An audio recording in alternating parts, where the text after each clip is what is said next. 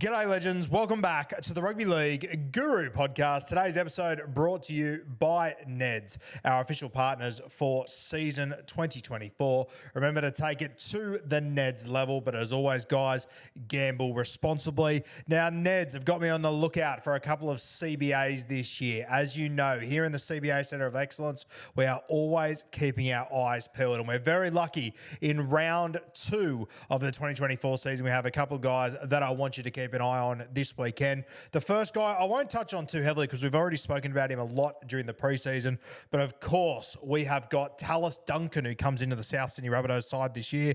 He is a part of our CBA class of 2024, which is super exciting. Obviously it comes at the expense of Jai Arrow, who was injured over there in the United States of America. I was over there, watched that one. Unfortunately, wish Jai Arrow all the very best. It does sound like he could potentially miss the rest of the season, which is devastating. We'll see how that one plays out and if those rumours turn out to be true or not. But it does mean that Tallis gets his opportunity. When I look at Talis Duncan, he just looks like Cam Murray 2.0 to me. I just love everything about Tallis. I watched him play a lot of sort of Harold Matts and SG ball. And I'll be honest with you, probably 18 months ago, I wasn't quite sure if Tallis was going to live up to the very high expectations he had early.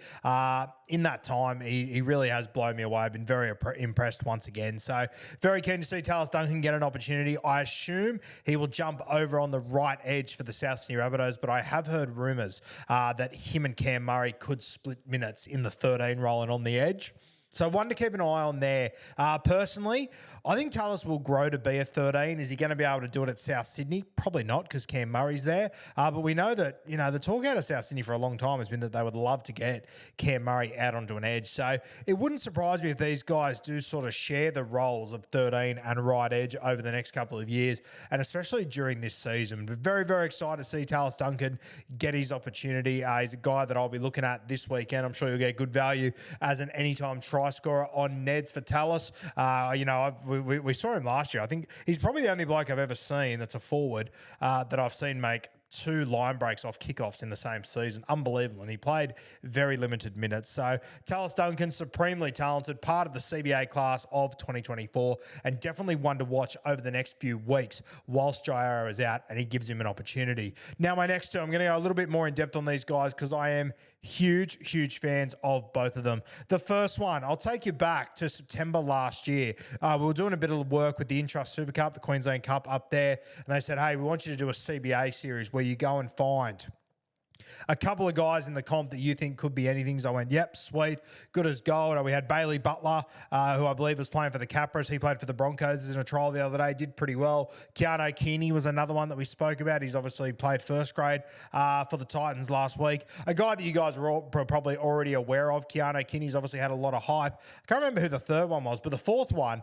was Solomona Faataape, a reasonably unknown player to the vast majority of you. I know when I posted about him, not many people knew too much about him outside of people that follow the QRL. And he was playing for the Brisbane Tigers at the time. The Sydney Tigers, good God. He was playing for the Brisbane Tigers at the time up there in the QRL. It turns out they actually ended up winning the Intrust Super Cup only a few weeks later. He played a really good game in the grand final as well. But the Tigers had a left centre there, Solomona Faataape. And I've watched him for the last, year or so, sort of in bits and pieces. I don't get to watch as much Q Cup as I do New South Wales Cup, but he always sort of impressed me. My player comp is probably a slightly fitter like Branko Lee. Very strong upper body.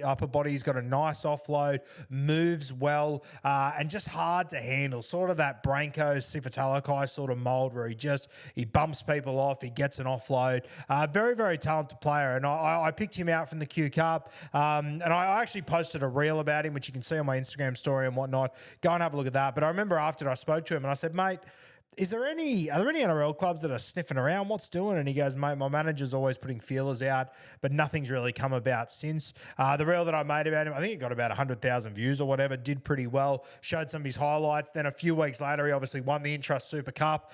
He was working at a gym up there somewhere near Brisbane. And I heard rumours in the off-season that there was an NRL club potentially looking at him. I said, mate, how exciting is this? I spoke to him. I said, mate, that's unreal. Fingers crossed something comes through for you. And actually, as it turns out, he went from the Brisbane Tigers to the West Tigers. So he ended up signing there in the off-season. They were obviously a little bit short on outside backs. If you guys have been listening to the Guru podcast throughout the off-season, you'll well and truly know that we spoke about him quite a bit. I was a little bit worried that Justin Olam coming to the club could sort of stop his progression to first grade. Olam's out for the first couple of weeks or whatever it might be.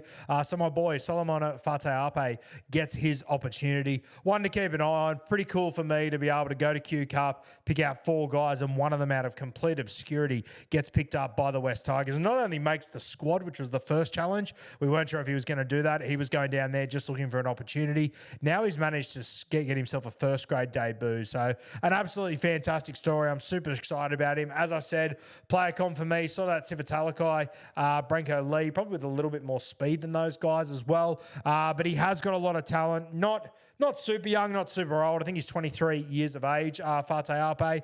So one to keep an eye on for the West Tigers. Benji Marshall has handed him his debut, and I'm so keen to see him go around. I assume he'll play left centre for the West Tigers. Once Juzzy Olam's available, I'm not sure if he'll be in that side week to week, but he's got his opportunity now to show what he can do. I think sometimes when we look at guys in first grade and whatnot, we just get so used to, first graders, sure. I think sometimes we forget that making it to one game of first grade is just about climbing Mount Everest. It is just so hard. For every guy that does play first grade, there's 10,000 out there that made it to Harold Matts, SG Ball, these pretty high levels of rugby league and weren't able to go on with it. He's a guy that's had to go the long way around. Waiting until 23 years of age to make your debut is pretty wild. You obviously have, your Gaggais of the world and your Cody Walkers that debut when they're 28, and we hear all those stories.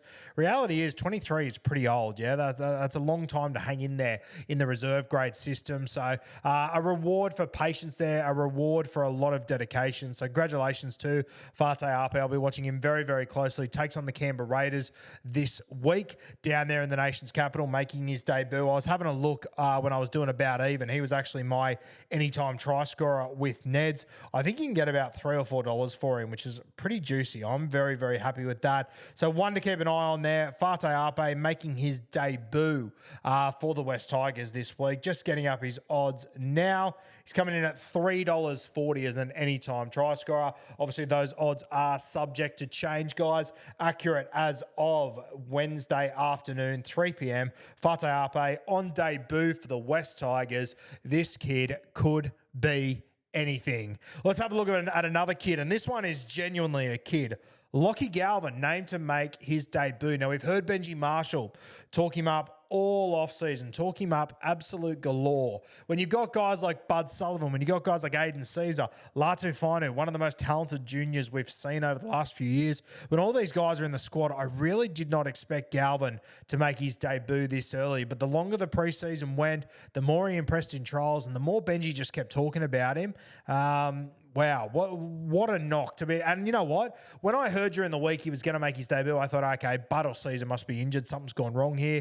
I then heard Bud Sullivan was going to be the halfback. Galvin was going to be the 5'8", and I thought, okay, Caesar must be injured. Wild to see Aiden Caesar in jersey 14. This is a 31, 32-year-old halfback coming back from the Super League. He was in a grand final in 2019. He's played NRL at a very high click for a very long time, proven to be very competent in first grade.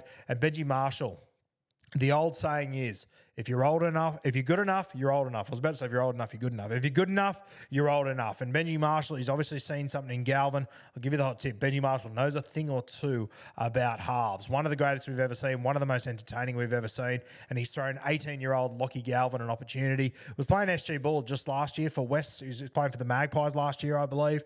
Made the finals, didn't really put a huge dent in it. But for him to jump from, SG Ball to a first grade starting 5'8" in just a year's time. It really is incredible. And I think he is still of the right age to play SG Ball as well. So last year, his SG Ball season, he was a year young. So incredible. He's essentially skipped a year of SG Ball, Jersey Flegg and New South Wales Cup to make his first grade debut. And shout out to Benji for having the balls to do this. Not many coaches would. Super excited to see Galvin go around. I believe he comes from Westfield Sports High. A bit of a low light in the last 18 months for Galvin was, I think it was the I'm not sure if they call it the Arrive Alive Cup still. They probably don't, to be fair. The Schoolboys Cup Grand Final. If you can find, you can probably see it on social media and whatnot. Galvin actually scores the match-winning try. He runs sort of down the sideline. They throw it in field to him. He scores under the sticks, or he's about to anyway. And as he curls around to put it around under the sticks, he sort of looks up and he starts having a laugh, a little bit of a celebrate. And the guy actually comes from behind him, that chasing the entire way, and knocks the ball out of Galvin's hands. And you just see his face. His whole universe just collapses in on itself in that split second. It looked like he'd essentially lost in the grand final in that moment. I think he then got hooked after that. And Westfield Sports High, they actually scored a try in the next set of 6 to win that game. So he got away with that one. But I think it was a little bit of a turning point for Galvin and a really good lesson to learn for a young guy. And all young guys, when you get into first grade or you're coming into first grade, there's a million lessons to learn. It's definitely one that Galvin will learn. So don't hold that against him. I'm very, very keen to see how he goes in his first grade debut. When I watched him play Harold Matts probably 2 or 3 years ago, he was actually playing as an edge back rower. So the kid's tough as well. That is the big standout for me, just how tough this kid is. He seems to be a good talker. He's an absolute goer. I think that was very, very evident in the trials over the last couple of weeks. So congratulations to Lachlan Galvin. Round 2, 2024, at the age of 18, making his debut against the Canberra Raiders down there in the nation's capital. A super, super exciting moment for the kid. And once again, shout out for Benji Marshall for not only identifying this talent, but backing him in. He would be absolutely full of confidence right now, Galvin, coming into this game, knowing that he's got Benji in his corner. I do think he will be a star of the future. I think he has got a very big future in our game. He is a huge CBA. I personally didn't expect him to debut this early. I thought he'd get a run a little bit later, but very, very keen to see how he goes. I actually thought that probably the best 20-minute period the Tigers had during a reasonably disappointing preseason was when he was on the field and playing in the half. So congratulations to Lachie Galvin. Super excited. And West Tigers fans, I think similar to Buller, this is a debut you're probably not going to want to miss, because I think that him and Buller, they are the futures of your club, along with guys like Talon De Silva, Matamua, these sort of guys. He's behind a good forward pack. He's got some decent outside backs to deal with. He's got Bud Sullivan at 7 who will run the show. Big test for Bud Sullivan with a rookie next to him. But honestly, I just don't see this Galvin taking a backward step. I think he's going to have a red-hot crack, and I think he's going to go good. So congratulations to him. Super exciting. A heap of CBAs coming into the first grade system. It is unreal to see. Thank you to our partners on this episode, Neds. Make sure you go and download the app, Legends. In there, you can follow my group. Join the Rugby League Guru group. I'll be putting a couple of bets up there throughout the week and whatnot. A couple of my thoughts with it as well. I've already got the Warriors in there for an upset this week. I think at $3, there is really, really nice value there. Once again, price is subject to change. Go in there, join the Rugby League Guru group. If you're tuning into About Even, make sure you go and join that group. You can just have a look at my bets, share them and follow them. Essentially a copy and paste job, and follow along with all the things that I'm getting on this weekend. We're always gambling responsibly with Neds, obviously, guys. So make sure you go download the app, join the Guru group there. What's gambling really costing you? For free and confidential support, call 1-800-858-858 or visit gamblinghelponline.org.au. What's gambling really costing you? For free and confidential support, call the number on the screen or visit the website